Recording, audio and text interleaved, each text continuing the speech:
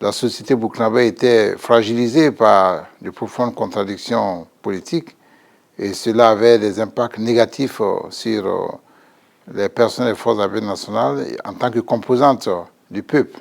L'armée était démunie, elle n'était pas en mesure, du point de vue, en tout cas, des capacités logistiques et pour faire face aux incursions terroristes.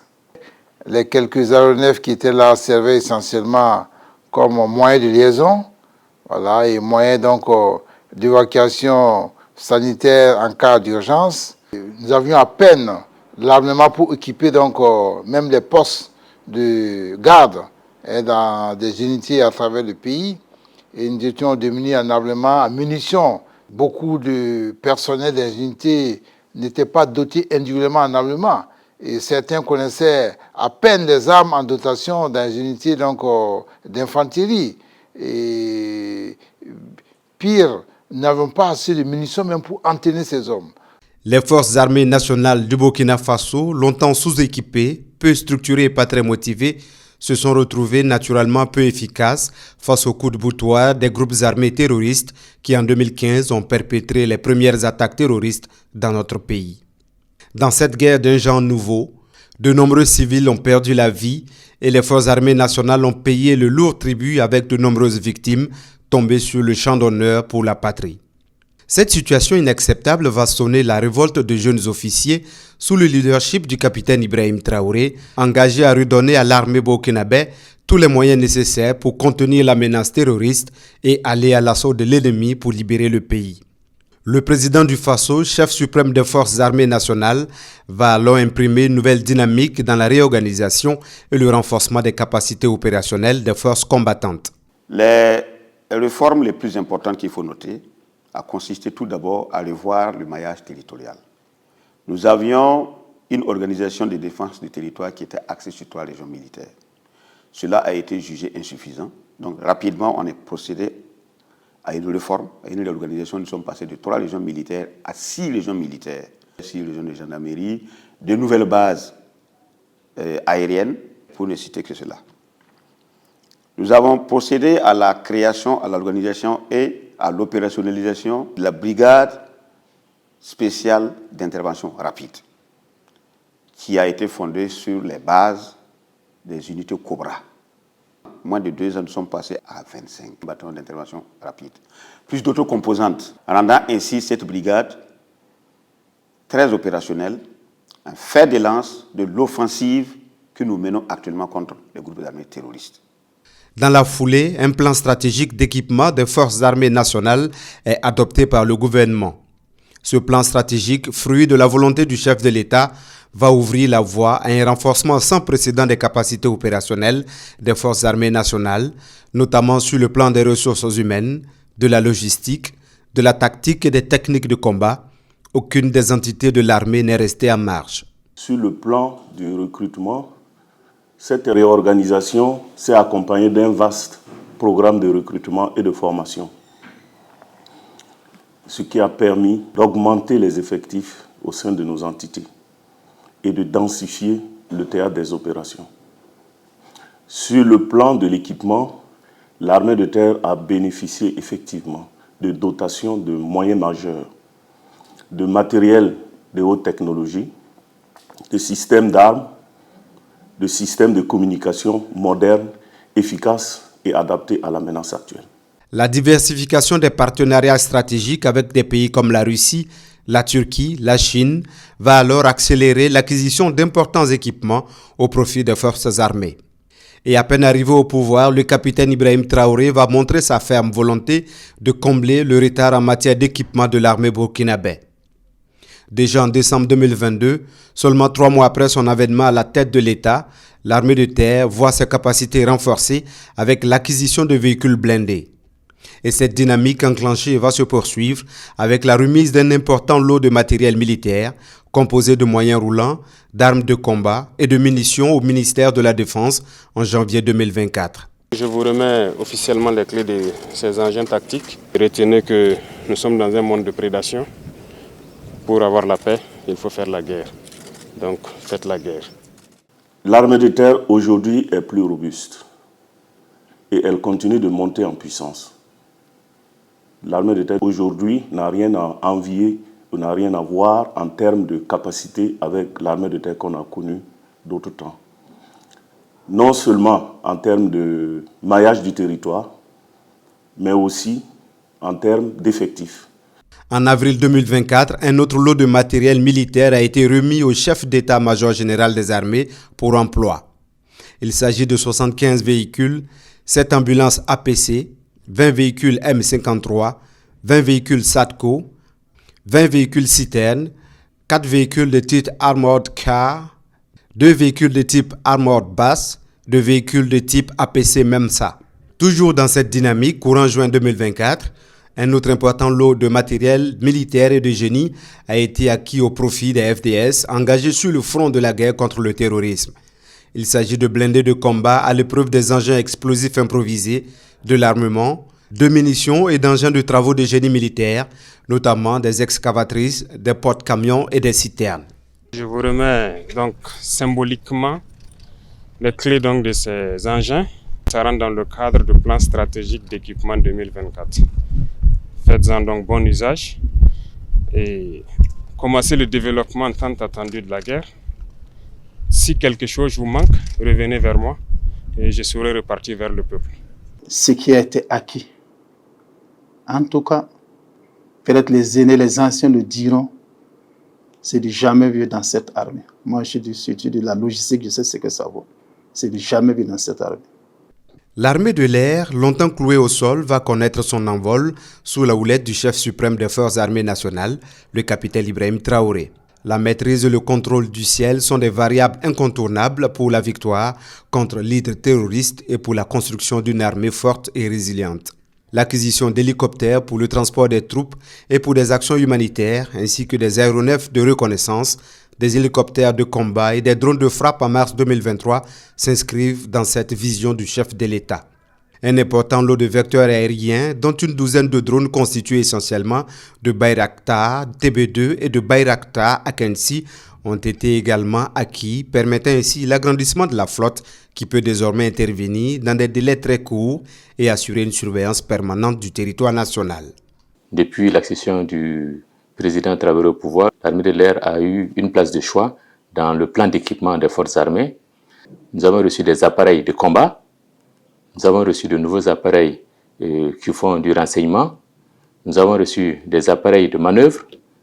Et nous avons reçu pratiquement dans toutes les gammes de combat de nouveaux vecteurs qui nous permettent de pouvoir répondre aux besoins des populations et de la lutte contre le terrorisme.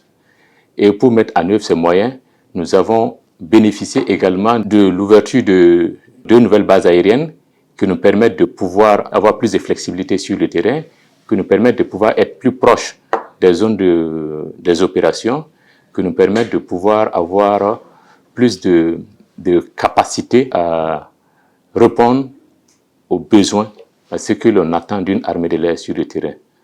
Et pour mettre tout ceci en œuvre, il a fallu que nous soyons renforcés en termes d'effectifs, et ceci a été pris en compte également à travers des recrutements. Les éléments de l'armée de l'air étaient essentiellement formés à l'étranger, chose qui ne permettait pas d'avoir les effectifs conséquents.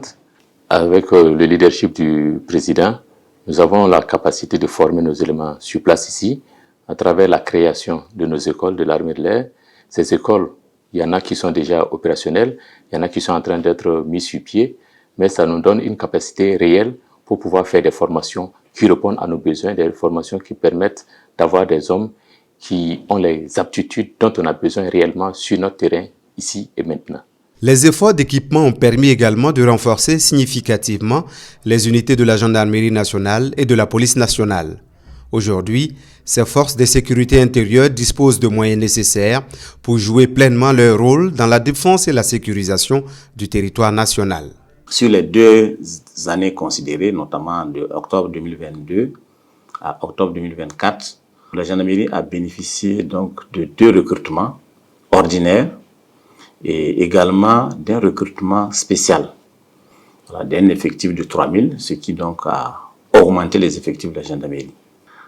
Au niveau de la logistique, nous avons également bénéficié d'un certain nombre de moyens qui peuvent s'évaluer à plus de 200 moyens roulants, toutes catégories confondues. Nous avons pour l'entretien et la maintenance, nous avons bénéficié également d'une enveloppe de 1,5 milliard pour les pièces de rechange. Avant, nous étions avec des moyens, des véhicules qu'il fallait pousser pour démarrer. Aujourd'hui, à l'heure où je vous parle, lorsque vous voyez un moyen de gendarmerie, c'est vraiment un moyen appréciable. Voilà, donc c'est des moyens, des acquisitions qui permettent à la gendarmerie de travailler efficacement. Au niveau des infrastructures, nous avons bénéficié d'une enveloppe d'environ 11 milliards de francs CFA pour la construction, les réalisations d'infrastructures que nous n'avions pas, mais également la réhabilitation des infrastructures existantes et qui étaient donc un peu délabrées. La plupart des brigades de gendarmerie étaient construites à l'air libre et fonctionnaient à l'air libre sans clôture. Seuls les arbres pouvaient délimiter l'espace consacré aux brigades. Aujourd'hui, nous remercions les autorités pour avoir pris cela comme une priorité en procédant donc à la clôture de la quasi-totalité des brigades de gendarmerie. Dès l'appel du président, chaque policier a répondu à l'appel du devoir. Toute l'institution a répondu à l'appel de la patrie et a fait corps avec toutes les autres composantes des forces de défense et de sécurité en s'engageant sur tous les théâtres d'opération. Les résultats parlent d'eux-mêmes. Ce sont des dizaines d'unités d'intervention et des dizaines de goumis aussi qui ont été créés dans le cadre de notre contribution à la lutte contre le terrorisme. Et toutes ces unités sont déployées à l'échelle du territoire aux côtés des autres forces de défense et de sécurité, des volontaires pour la défense de la patrie. Il y a aussi la refondation de l'unité d'intervention de la police nationale que vous connaissez comme une unité d'élite qui a été transformée en groupement.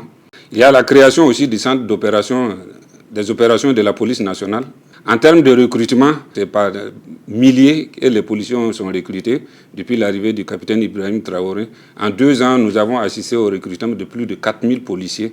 Donc ça, c'est un chiffre record. Beaucoup d'infrastructures ont été réalisées, d'autres réhabilitées depuis l'arrivée du capitaine Ibrahim Traoré. Sur le plan de la formation, on a assisté à un vaste renforcement des compétences de la police à travers différents types de formations, des formations intensives et des formations spécialisées. À une certaine période, il y avait des guéguerres par rapport à certaines considérations en ce qui concerne la police. Avec l'arrivée du capitaine Ibrahim Traoré, tout cela s'est envolé. On a assisté à un renforcement, un resserrement des rangs. Les forces de police ont fait corps avec toutes les autres composantes des forces de défense et de sécurité, avec les volontaires pour la défense de la patrie. Et aujourd'hui, quand vous partez sur le terrain, vous n'arrivez pas à faire la distinction entre les différentes composantes. Les gens évoluent dans une unité d'action et c'est vraiment dans une fraternité d'armes que les choses se passent sur le terrain. Au bout de 2 ans, tout ce que la police a acquis comme logistique de la lutte contre le terrorisme, j'avoue que c'est un chiffre qui fait rêver. Il y avait cette guerre autour de l'armement de la police. D'aucuns pensaient que la police n'avait pas droit à un certain type d'armes. Donc les policiers étaient déployés, mais sans les moyens qu'il faut pour assurer ni leur propre défense, ni la défense des populations. Il a fallu attendre jusqu'à l'arrivée du capitaine Ibrahim Traoré pour casser tous les codes, pour que toutes ces considérations tombent. Et aujourd'hui, j'ai pu vous dire que la police nationale dispose de pratiquement toutes les catégories d'armes. Il y a eu beaucoup d'acquisitions d'armes, aussi bien les armes individuelles que les armes collectives. Il y a eu l'acquisition de nombreux équipements de protection individuelle et des équipements de protection collective. Il y a eu l'acquisition de nouveaux équipements spécifiques. Je vais parler des drones, des détecteurs d'UED. Ça, c'est des choses que nous ne connaissions pas par le passé. Il y a eu l'acquisition de nombreux et nouveaux moyens de communication, ce qui permet sur le terrain aux unités d'être suffisamment opérationnelles. Il y a eu l'acquisition aussi de blindés, je dis bien de blindés, de semi-blindés, des véhicules d'allègement, des tricycles et d'innombrables motos. Ça, c'est vraiment une révolution. C'est d'une révolution qu'il faut parler, pas de simple changement. La Brigade nationale des sapeurs-pompiers, la BNSP, va également se renforcer et s'organiser pour apporter sa contribution à la reconquête du territoire. Les unités de combat des sapeurs-pompiers ont alors troqué leurs tuniques caractéristiques pour s'engager aux côtés des autres corps de l'armée afin de lutter contre l'hydre terroriste incarnant son slogan « Sauver ou périr au nom de la nation ». Depuis donc la crise que vit notre pays, les unités de la Brigade nationale de sapeurs-pompiers ont contribué dans des partie du territoire au retour de la paix et à la reconquête de certaines localités. Les moyens dont bénéficie la Brigade nationale de sapeurs-pompiers sont ceux dont bénéficient les forces armées nationales en général. Et donc tous nos personnels qui sont engagés sur le théâtre des opérations, qu'ils soient en unité constituée 100% personnel brigade ou au sein des autres structures des unités combattantes, bénéficient du soutien et de l'appui des services pourvoyeurs des forces armées nationales. Il faut reconnaître clairement qu'il y a eu un bond significatif en termes de capacité d'intervention d'une part, mais également capacité en ressources humaines. Il y a eu une augmentation conséquente des effectifs au niveau de la brigade pour pouvoir faire à la fois face à la défense opérationnelle du territoire dans le cadre de la reconquête du territoire national, mais aussi pour faire face à nos prestations de services publics en matière de secours et de lutte contre l'incendie. Depuis 2023-2024, nous avons bénéficié de la création d'unités spécifiques et d'unités au sein de la brigade. Nous avons aussi bénéficié de l'ouverture et l'opérationnalisation de compagnies d'incendie et de secours dans les villes, notamment les chefs-lieux de régions administratives qui n'avaient pas de caserne de sapeurs-pompiers. Ce sont de grands efforts qui ont été faits dans le but justement de rapprocher les secours des populations. C'est ensuite une adaptation du dispositif. Et cette adaptation du dispositif, en termes de maillage, a vu la création des groupements d'incendie, mais aussi des compagnies d'incendie et de secours. Les autorités ont travaillé à assurer un maillage qui permette que les sapeurs-pompiers soient disponibles pour intervenir au profit des populations. Des moyens acquis grâce aux diverses contributions des citoyens burkinabés aussi déterminés à faire la guerre.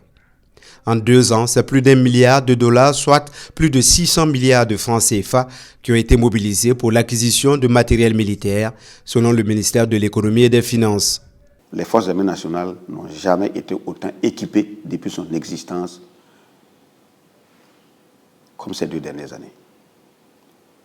Nous disposons actuellement de matériel performant de dernière génération. Je citerai par exemple les drones stratégiques que nous avons, les hélicoptères de combat, de transport que nous avons pu acquérir dans le cadre de ces réformes, les véhicules blindés de transport logistique, les véhicules blindés de transport de troupes, les chars d'assaut, les véhicules de combat du génie militaire, les moyens de travaux également que le génie militaire vient d'avoir. Tout ça va concourir à beaucoup plus de mobilité de nos forces armées nationales, à beaucoup plus d'opérationnalité, à beaucoup plus d'audace. Parce que quand les hommes sont bien équipés aussi, il faut savoir que ça leur remonte le moral et ils sont beaucoup plus audacieux à entreprendre des actes offensifs. Outre l'acquisition des équipements au profit de l'armée, le chef de l'État a enclenché un vaste programme de réorganisation des forces armées nationales. Il faut mailler le territoire pour plus de réactivité et d'efficacité sur le terrain. Le premier défi de cette réorganisation est le renforcement des différentes unités de l'armée en ressources humaines. Un recrutement sans précédent est alors lancé au profit de toutes les entités de l'armée. Nos pays étaient sous perfusion. Les programmes d'ajustement structurel, où quand on regarde ça, les recrutements étaient vraiment à minima. Quand on dit qu'on recrute pour toute l'armée en une année 1000 personnes, souvent c'était compliqué. Souvent ça descendait à 500, sans compter les départs en retraite. Au niveau des différentes armées, on a procédé aussi à une augmentation considérable des recrutements. Si en une année, on arrive à faire un recrutement de 10 000 soldats, c'est à saluer. Nous avons des challenges que nous sommes en train d'entreprendre pour essayer de mieux former ce personnel, de mieux encadrer ce personnel pour faire face à tout ce qui se posera en nous en termes d'opération ou en termes d'action à mener sur le terrain. Le renforcement des ressources humaines, le renforcement de l'équipement sont des facteurs très très importants.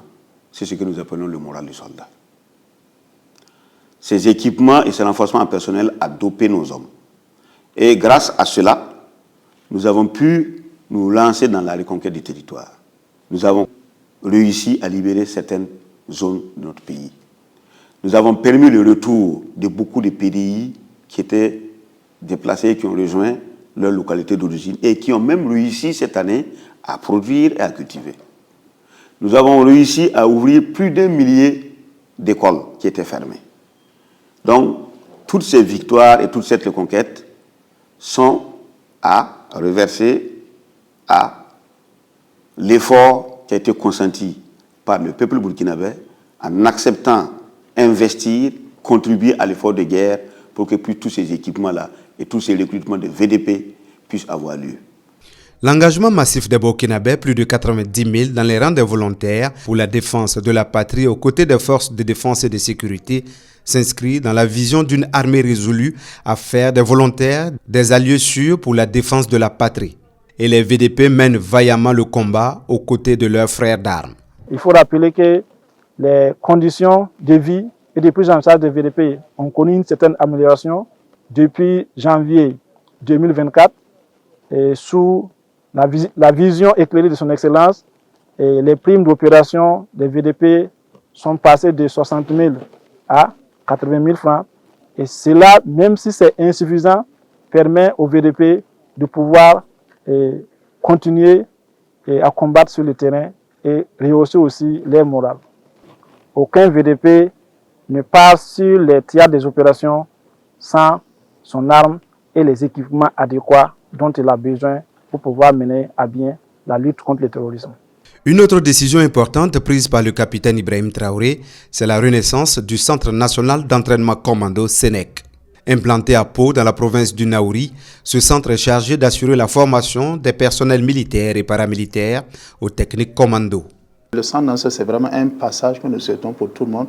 Et ce centre aussi a l'avantage de prendre en compte l'effort de sécurité intérieure, notamment garde de sécurité pénitentiaire, les eaux forêts, les douaniers. Ils peuvent passer par ce centre-là pour avoir des éléments, des notions commando. Ça, c'est pour aussi permettre l'interopérabilité entre les personnels et les moyens que nous avions. Parce qu'en passant par ce centre, vous avez un certain nombre d'équipements que vous allez voir. Et quand vous allez vous trouver dans les manœuvres conjointes avec l'armée nationale, que vous savez, effort de sécurité intérieure, les manœuvres se passent très bien, on se complète mutuellement. En droite ligne de la vision inclusive de l'ensemble des forces pour la construction d'une défense forte et robuste pour notre pays, des unités spéciales ont également vu le jour au niveau de la garde de sécurité pénitentiaire et des eaux et forêts. Ces différentes unités apportent leur concours à la reconquête du territoire aux côtés des autres forces combattantes. Suite à l'appel du chef de l'État, président du Faso, le capitaine Ibrahim Traoré, à tous les FDS de s'impliquer activement dans la lutte contre le terrorisme et à la reconquête intégrale du territoire, l'administration pénitentiaire a répondu à cet appel par la création des unités pénitentiaires combattantes. Et de bonnes actions ont été engagées. Il s'agit de la mise en condition opérationnelle des éléments de l'unité pénitentiaire combattante à l'ENSOA et au centre d'entraînement commando de formation aux opérations spéciales à Pau. Des équipements spécifiques ont été dotés avec l'appui de l'état-major général des armées.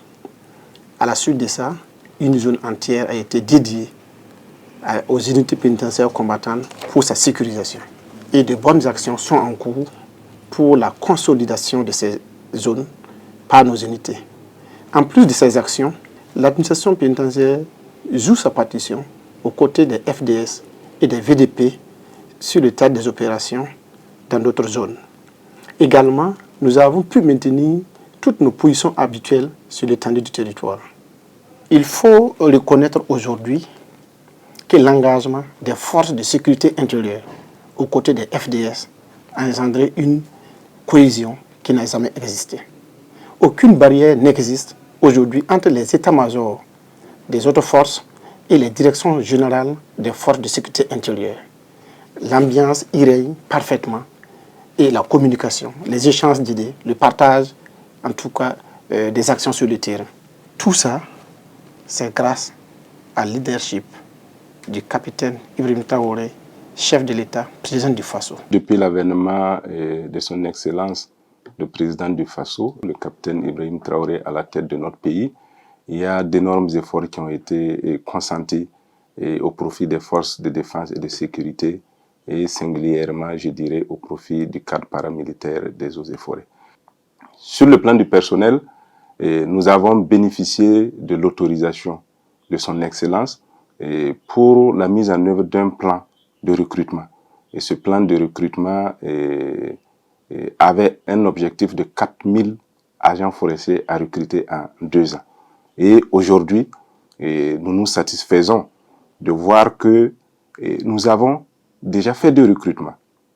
Un premier recrutement de 1950 assistants des eaux et forêts, un deuxième recrutement de 975 assistants des eaux et forêts, et nous avons 300 assistants des eaux et forêts issus des volontaires pour la défense de la patrie qui sont aujourd'hui en train de subir leur visite d'incorporation au niveau donc de l'armée. Pour le renforcement des capacités, le chef de l'État a instruit la mise en condition opérationnelle de l'ensemble du personnel combattant. Il a également instruit que l'ensemble des agents forestiers recrutés et qui seront formés techniquement au niveau de l'École nationale des eaux et forêts subissent un aguerrissement au centre d'entraînement commando de Pau.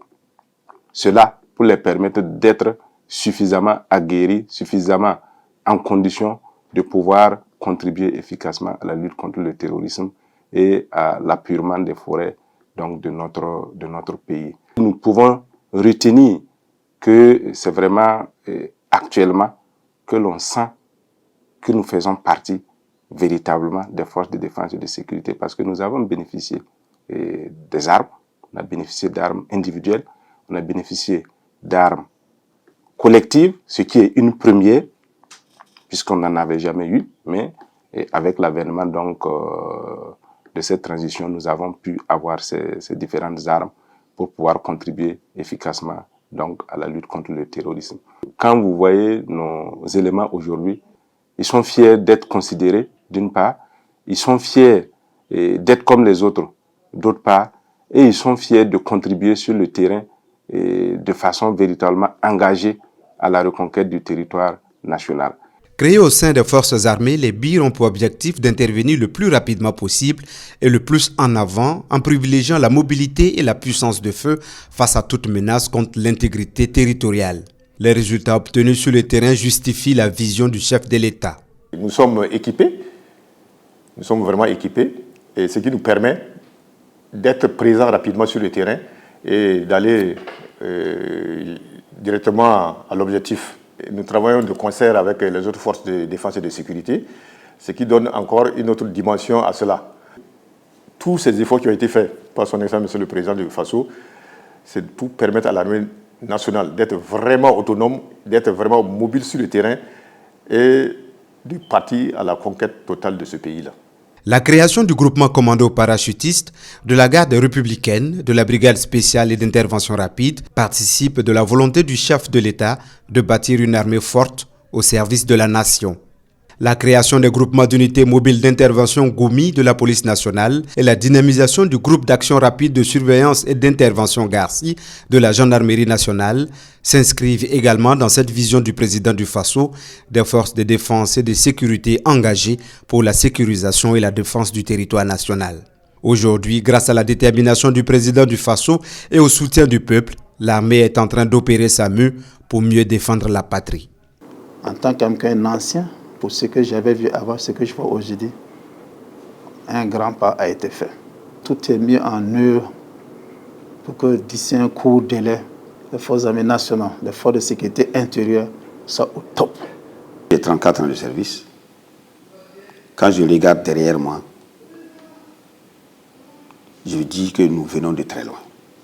Avec les moyens consentis par la population et l'État, nous sommes en train de nous reconstruire. Nous sommes en train de monter en puissance. L'armée burkinabé a un avenir radieux. Un avenir avec une histoire qui sera auréolée de prestige et de gloire. Au cours de ces 2 années passées sous le leadership du président du Faso, son Excellence le capitaine Ibrahim Traoré, nous sommes tous témoins d'une métamorphose profonde des forces armées nationales et caractérisée par une montée en puissance donc de l'accroissement des effectifs, de l'accroissement des moyens logistiques, de l'armement et une restructuration et un redéploiement dans des unités qui couvrent plus efficacement le territoire national. Et l'autre dimension, c'est surtout la dimension air. Les forces armées nationales sont aujourd'hui équipées d'aéronefs de combat. Elles sont équipées de vecteurs aériens qui permettent de faire non seulement l'acquisition du renseignement sur le terrain, des missions d'observation, des missions de guidage et par les troupes au sol pour accroître l'efficacité du combat. Aujourd'hui, plus qu'hier, au-delà des victoires sur les groupes armés terroristes qu'elle engrange, l'armée burkinabé, à travers sa mue, impose une fierté chez les citoyens burkinabés. En 2 ans, l'armée burkinabé a fait de grands bonds, tant dans son organisation que dans ses capacités opérationnelles. Convaincu que la force et la souveraineté d'une nation sont liées également à la puissance de son armée, le capitaine Ibrahim Traoré a inscrit son action dans un processus de renforcement continu des capacités opérationnelles des forces armées nationales. Aujourd'hui, l'armée est beaucoup plus équipée qu'elle ne l'a jamais été, mais nous disons encore ça, ce n'est rien. L'équipement va venir 10 fois, beaucoup de fois plus performant que ce que nous avons. Nous allons continuer à recruter pour avoir une armée forte. Parce que l'indépendance, la souveraineté, tant que vous n'avez pas une armée forte, vous ne pouvez pas vous assumer.